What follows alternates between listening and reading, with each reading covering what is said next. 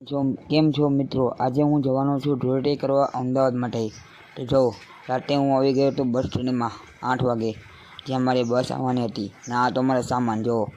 બસ આવી ગઈ, બસમાં હું બેસી પણ ગયો. જો રાત બહુ હતી અને સામે પ્રકાશ પણ બહુ દેખાતો હતો. એટલે ડ્રાઈવર ધીમે ધીમે ગાડી ચલાવતો હતો. પછી સવાર પડીને હું પહોંચી ગયો મેટ્રો સ્ટેશનમાં. જો આ છે મેટ્રો સ્ટેશન. પછી એ ટ્રેનની સ્પીડ પર તમે જો આ મેં દેખાડેલું મેટ્રો સ્ટેશન, એની સ્પીડ જ જોવા જેવી છે. જો આવી સ્પીડમાં તો બસ પણ નહીં ચાલતી હોય. જો એટલી ફાસ્ટમાં ફાસ્ટ. જો બેસી ગયો હું. આ સ્પીડ જો ખાલી એની કાચમાંથી હું દેખાડું છું. જો આખું અમદાવાદ દેખાય. જો અહીંથી જો દેખાશે આખું અમદાવાદ છે. જો કેમ છો પાપડ પણ એડ પણ આવી ગઈ. કેમ છો પાપડ નહીં. જો આખું અમદાવાદ જો હોની સ્પીડે કેમ હાલતું હોય એવી રીતના હાલે છે. જો પછી ફાઇનલી હું પહોંચી ગયો મારા લોકેશને. જો આ છે ખોડલ ફાર્મ પાર્ટી પ્લોટ, જે અમદાવાદમાં આવેલું છે.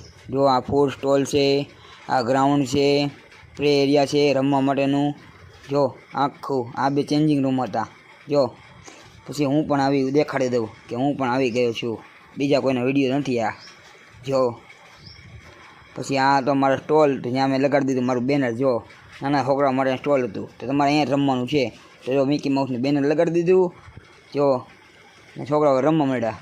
પછી બપોરે 5 વાગે મારી બસ હતી, તો 3 વાગે હું પહોંચી ગયો બસ સ્ટેન્ડે. તો હું અહીંયા ઇસ્કોનમાં પહોંચી ગયો. તમે પણ કરી લો ઇસ્કોનના દર્શન.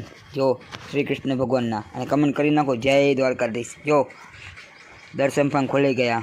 જો ભીડ તો જુઓ હોળીની ધૂળેટીની. તો આવો રહ્યો અમારો બ્લોગ. તો લાઈક, શેર અને ફોલો.